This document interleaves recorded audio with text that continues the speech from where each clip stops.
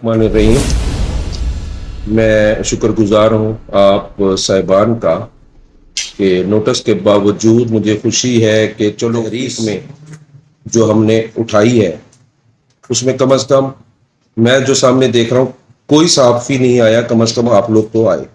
शुक्रिया अदा करने के बाद एक्साइज इंस्पेक्टर हाफिज मोहम्मद रफ़ी शहीद के कत्ल के मुकदमे को अंजाम तक पहुंचाने पर पुलिस इदारे के मुतलका अफसरान की मेहनत और काविश को मैं सराहता हूँ, जिस तरीके से उसे मंतकी अंजाम तक पहुंचाया गया और उम्मीद है ड्यू प्रोसेस बाकी रह गया है उसको भी कंप्लीट किया जाएगा। आज की प्रेस कॉन्फ्रेंस खास तौर पर कच्चा ऑपरेशन के मुतालिक है। जैसा कि मैंने सोशल मीडिया पर अनाउंस किया था, मुझे मुतअद्दिद फोन आए सहाफ़ी बरादरी की, सिविल एक्टिविस्ट की, एनजीओज की, और मेरे इस इक़दाम को जहां सराहा गया, मगर आज कॉन्फ्रेंस को शुरू कर रहा हूं तो मेरे सामने मैं तादाद देखकर शर्मिंदा हूं कि वो लोग नहीं आए। मैं let's come to the point. इस मुल्क में जो आइन तरतीब दिया गया है, जहां वो हमें आज़ादी देता है वहां पर हमें शऊर भी देता है। वो शऊर देता है कि हम अपने हकूक को कैसे उसकी तहफ़्फ़ुज़ कर सकते हैं और इस माशरे में कैसे जी सकते हैं, और एक अच्छा माशरा बनाने में हम क्या कलीदी किरदार अदा करते हैं। हम दूसरों के लिए नदामत का बायस नहीं, हमें नहीं बनना चाहिए, और अपने मौक़िफ़ को कैसे दुरुस्त तौर पर अवाम के सामने पेश कर सकते हैं, गारंटी करता है कॉन्स्टिट्यूशन ऑफ पाकिस्तान। नबी आखिरुज़्ज़मा मोहम्मद मुस्तफ़ा सल्लल्लाहु अलैहि वसल्लम ने भी सब्र की तलकीन की है, लेकिन खुशामद की नहीं। सब्र और खुशामद में बहुत फर्क है। सब्र हुसैन का था, जो जंग के लिए निकले और उस पर डट गए, उसको सब्र कहा जाता है। चापलूसी और खुशामद को सब्र नहीं कहा जाता, कि अंसर में आता है। मैं दिल से पुलिस का एहतराम करता हूं, पुलिस का, उसके इदारे का, उनके एसओपीज का, उस कानून का जो पुलिस को स्टेट ने बनाकर दिए, किसी फर्द वाहिद का नहीं। डीपीओ आते हैं चले जाते हैं, एसएचओज आते हैं चले जाते हैं, इंस्पेक्टर जनरल पुलिस आते हैं चले जाते हैं। दिल में रिस्पेक्ट इदारे की होती है, अशखास की नहीं होती, और अशखास जवाबदेह होते हैं। जो सबसे समझने वाली बात है इस प्रेस कॉन्फ्रेंस को शुरू करने, ऑपरेशन पर जाने से कबल हम टैक्स देते हैं, उसके बदले हमें मतलूबा सर्विसेज दी जाती हैं। ये एक डील है जो ममलिकत की उसके अवाम के साथ शुरू की जाती है। इस डील के नतीजे में हमें तालीम का शोबा दिया जाता है, अस्पताल दिए जाते हैं, लाकानूनियत की सूरत में पुलिस दी जाती है, इंसाफ के कटहरे दिए जाते हैं, सर्दों की हिफाजत के लिए अफवाज पाकिस्तान दी जाती है, और यह तमाम मुमकिन होता है पाकिस्तान के टैक्स से जो अवाम देती है। इन टैक्स के हसूल से के बाद हम पर जो सबसे बड़ी रिस्पॉन्सिबिलिटी आती है, वो आती है कि हर 5 साल गुजरने के बाद हम एक हुकूमत चुनते हैं। उस चुनाव के साथ हम ममलिकत को अनाउंस करते हैं कि ये ममलिकत के तसव्वुर को पूरा करेंगे, उसकी निगरानी करेंगे। अब पॉइंट पर आते हुए, कच्चा ऑपरेशन के मुतालिक मैंने हजारों अखबारात में सक्सेस स्टोरीज पढ़ी है। कच्चा ऑपरेशन में फलाह हो गया, कच्चा ऑपरेशन में फलाह हो गया, ये कर दिया, फला डीपीओ साहब ने ये कर दिया। इख्तिसार के साथ सन 2010 से आज तक ये कच्चा ऑपरेशन जारी है। सुहेल हबीब ताजिक से लेकर आज रिजवान उमर गोंदल तक ये कच्चा ऑपरेशन जारी है, जिसको किसी ने आज तक मंतकी अंजाम तक नहीं पहुंचा। इससे बड़ी अफसोसनाक सूरत हाल यह है कि जितने डीपीओ गुजरे हैं, सुहेल हबीब ताजिक से रिजवान उमर गोंदल तक, तब तमाम ने अपनी सक्सेस स्टोरीज छापी है। तमाम को सिविल सोसाइटीज ने हार पहनाए हैं, और उसका नतीजा यह है कि 2024 वेट कर रहा है एक और कच्चा ऑपरेशन के लिए। उसका नतीजा यह है कि एक और कच्चा ऑपरेशन के लिए वफाक और सूबे से फंड तलब किए जा रहे हैं। उसका नतीजा यह है कि आज भी अवाम कच्चा ऑपरेशन के, अवाम नहीं, माजरत के साथ कुछ खुशामदी अनासिर हार लेकर डीपी ऑफिस के बाहर बैठे हैं कि कब जनाबे वाला शाही फरमान आए कि कच्चा ऑपरेशन में हमने कामयाबी हासिल कर ली और वो हार डाल दे। पहला सवाल जिसके लिए मैंने प्रेस कॉन्फ्रेंस की, रोज चाहे कसीदा गोई की जाती है, पहला सवाल जो मैं डिस्ट्रिक्ट पुलिस अफसर से पूछना चाहता हूं, रीजनल पुलिस अफसर से और इंस्पेक्टर जनरल ऑफ पुलिस से पूछना चाहता हूं कि जो 2010 से कच्चा ऑपरेशन शुरू हो रहा था और 2018 के बाद मांद पड़ गया, इक्का दुक्का हुए, 2023 में ऐन उस वक्त क्यों शुरू हुआ जब परवेज इलाही ने हुकूमत और असम्बलियां बर्खास्त कर, उससे एक दिन कबल तक कच्चा ऑपरेशन क्यों नहीं हुआ? इंस्पेक्टर जनरल पुलिस ने अपनी रिपोर्ट में लिखा कि सूबे में, पाकिस्तान के सबसे बड़े सूबे में इलेक्शंस इसलिए नहीं हो सकते क्योंकि एक जिले में कच्चा ऑपरेशन जारी है जिसमें सिक्योरिटी फोर्सेस मसरूफ है। इसकी ऑन रिकॉर्ड मीडिया रिपोर्ट्स मौजूद है जो सुप्रीम कोर्ट में पेश की जानी थी और रोक दी गई। दूसरी कि 2010 से लेकर अब तक सबसे बड़ी सक्सेस स्टोरी क्या है कच्चा ऑपरेशन की? सबसे बड़ी सक्सेस स्टोरी छोटू गैंग है। सन 2016 चढ़ता है, सन 2016 के अंदर छोटू गैंग को गिरफ्तार किया जाता है और जिंदा, और जिस काम को सरअंजाम देती है अफवाज पाकिस्तान। सक्सेस स्टोरीज के लिए में सबसे बड़ा किरदार अफवाज पाकिस्तान का है और वो जिंदा गिरफ्तार कर लेते हैं।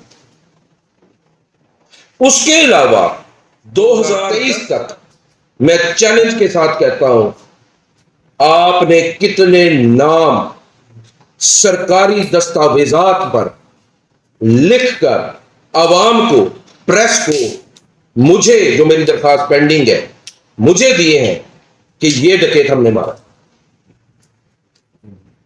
अगर दिए हैं तो मुझे बताएं। 2010 से लेकर 23 तक अगर आपने एक डकैत नहीं मारा और जब मारा गिरफ्तार नहीं हुआ, और 2016 में एक ऑपरेशन किया गया, पूरा गैंग गिरफ्तार हो गया जिंदा सलामत। इन जाबाजों के हाथ में, इन शाहसवारों के हाथ में ऐसी कौन सी डिटेल से बंदे मर जाते हैं जबकि कोई और सिक्योरिटी फोर्स जब उतरती है, चाहे वो अफवाज पाकिस्तान या रेंजर्स की सूरत में हो, तो वो जिंदा सलामत निकल कर आ जाते हैं। बारीक बिनी से, जुरिस्टिक माइंड से देखा जाए, हाइपरनेस ना हो जाए, हमारे यहां तसव्वुर और ख्यालाती दुनिया में इस्लाम के प्रोस्पेक्ट में वर्दी वाले को बहुत इज्जत दी गई है, लेकिन इसका यह मतलब नहीं कि हम तमीज भूल जाए कि हुसैनी लश्कर कौन है और जजीदी लश्कर कौन है।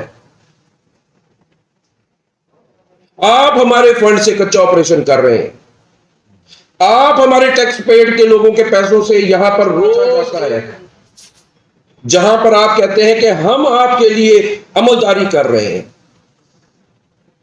माजरत के साथ आज डीपीओ रहीम यार खान तो किसी अमीर शख्स का मुंशी बनकर बैठा है। डीपीओ रहीम यार खान रिजवान उमर गोंदल है या वो मुंशी है जो अपनी खानकाह से हुक्म देता है, लोगों के खिलाफ पर्चे हो जाते हैं? ये सूरत हाल है एक दूर अफ्तादा शहर की रहीम यार खान की, जिस रहीम यार खान में मैं बसता हूं। अब जो सबसे अहम बात पर मैं आने जा रहा हूं, अपनी दरखास्त पर जो मेरी 2 महीने से पेंडिंग है, उससे कबल क्या मैं नहीं जानता कि पाकिस्तान की सूरत हाल क्या है? क्या 23 करोड़ आवाम नहीं जानती कि पाकिस्तान में इंसानी हकूक की सूरत हाल क्या है? के जो जजेस बैठे हैं उनमें अक्सर हुमायूं दिलावर है और अपने आप को हुमायूं दिलावर पेश करने के लिए रोज जतन करते हैं कि हम हुमायूं दिलावर हैं। जुडिशरी का ये हाल है, सिविल सोसाइटी का ये हाल है, सहाफियों का ये हाल है जो मैं अपने सामने देख रहा हूं। सच बोलना दूर, सच सुनना भी नहीं चाहते। इस पूरे जिले में अगर एक आवाज उठा रहा है तो उसकी हमायत के लिए भी नहीं खड़े। मैं गलत होऊंगा, यह टेबल पड़ी है, आए मुझे झूठा कर दे। साफी बरादरी से तो कोई नहीं बच सकता। मेरे पास जो पलंदे होंगे वो झूठ का गहवारा होंगे, मुझे झूठा करार देते। ये सहाफत का मयार मेरे जिला रिमर खान में हो गया कि आपके सहाफी डीपीओ के खिलाफ बात सुनने के लिए तैयार नहीं है। और मैं अपने आप को पेश कर रहा हूं, मेरा एहतसाब करें। विक्टिम्स जो है वो खुद पेश हो रहे हैं कि हमारा एहतसाब करो। अब मैं जानू इंदड़ पर आता हूं। क्या मैं आऊं जानू इंदड़ पर? जानू इंदड़ उस्मान चांडिया के हाथों कत्ल हो जाता है।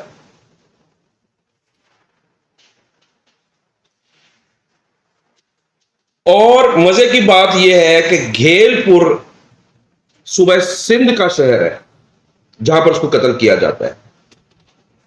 घेलपुर पर उस पर निशाना लगाया जाता है, उसे कत्ल कर दिया जाता है। और कत्ल करने के बाद डीपीओ रहमियार खान कहता है उस्मान चांडिया मेरा मुखबिर था। सिंध पुलिस कहती है हमारा मुखबिर था। राजन पुलिस था। पंजाब रहमियार खान पुलिस अलहदा हार पहनती है और मिठाइयां खाती है। राजनपुर पुलिस अलहदा अपनी सिविल सोसाइटी से मिठाइयां खाकर हार पहनकर जैसे हमारे डीपीओ साहब बैठे हैं वैसे बैठे हुए हैं। सिंध पुलिस सिमिलरली इसी तरीके से हार तवाइफ लेकर बैठी है, एजाजो इकराम अलहदा लेकर बैठी है। सारों ने जानू इंदड़ को मारा है।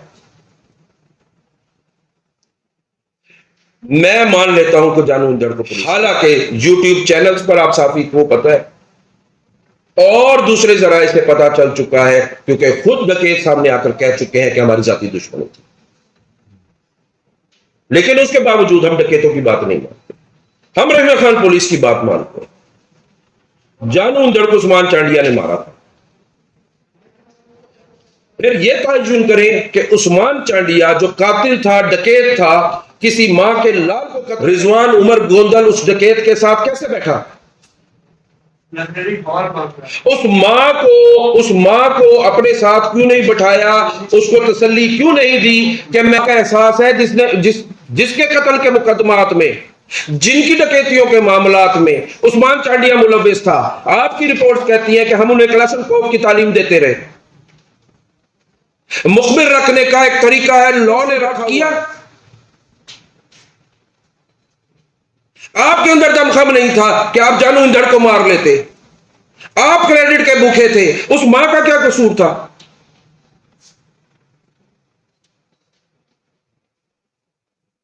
आप बोलते रहे कि कौन बड़ा दुश्मन है, कौन छोटा दुश्मन है, पिप्स लगवाने के लिए कि मैं आरपीओ बन जाऊं। आपने उस्मान चांडिया को मुखबिर डिक्लेयर कर दिया अपना।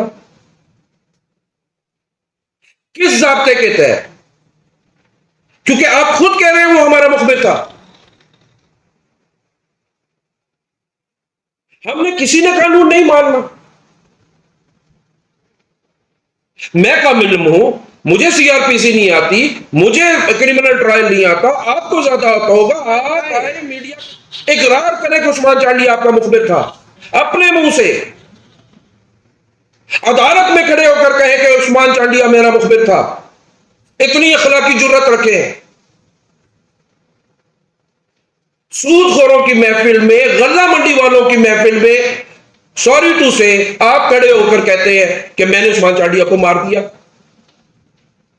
उस्मान चांडिया मेरा मुखबिर था। सॉरी टू से ऐसे नहीं होता।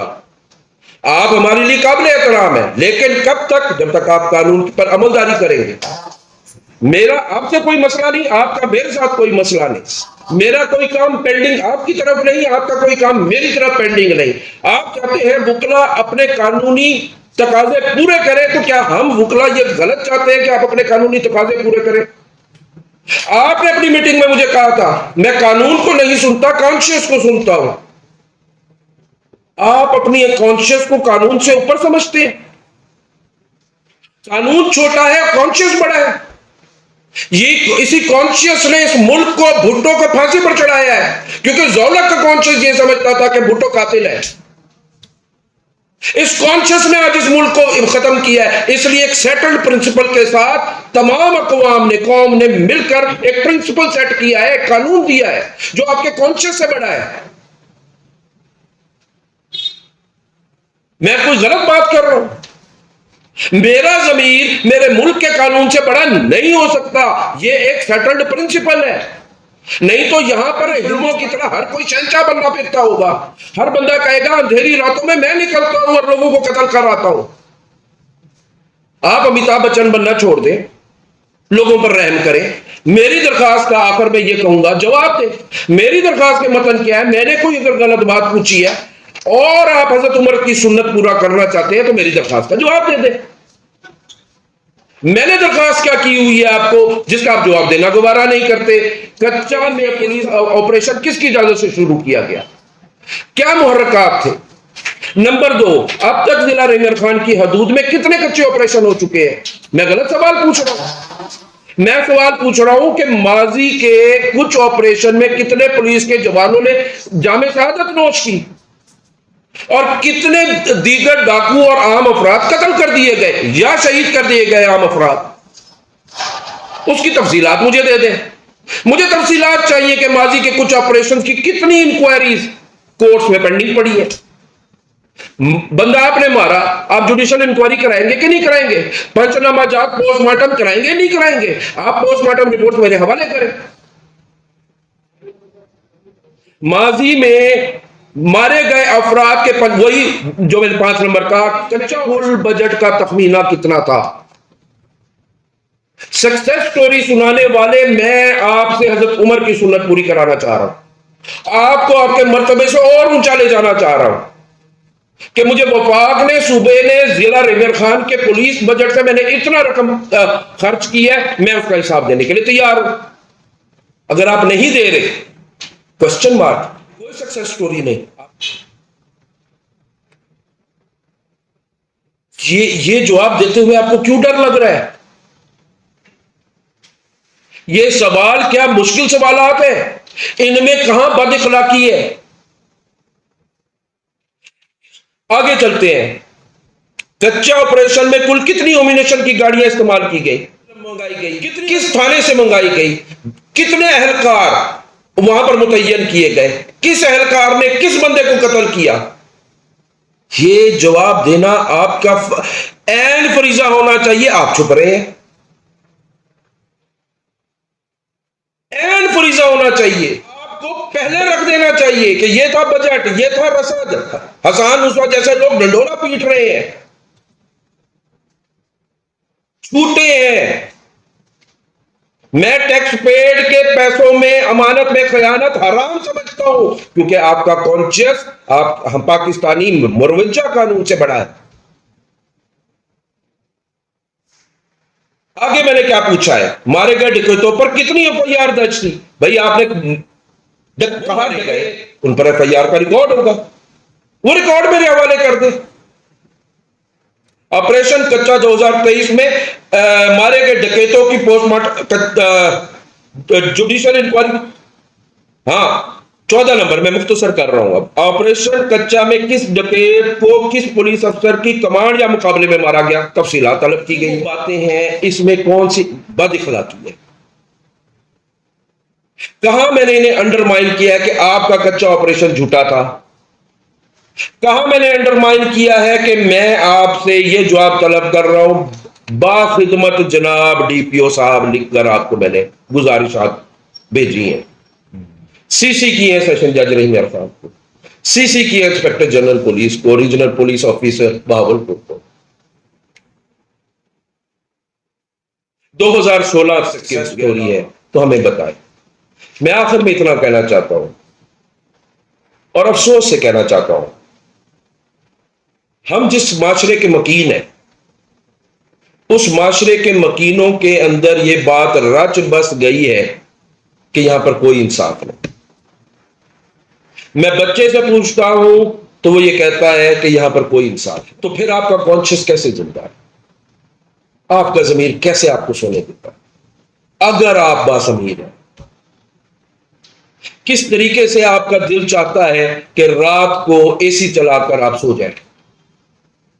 किस तरीके से आपका दिल चाहता है मुकाबलों को, सक्सेस स्टोरीज, आपको तो आपके तमगे मिल जाएंगे, मिल भी रहे हैं, आप तो आरपीओ बन जाएंगे। मेरे कच्चे का इलाका कौन आजाद कराएगा? भी डकैतों की वजह से गरीब अवाम के लिए जहां जीना दोबर हुआ पड़ा।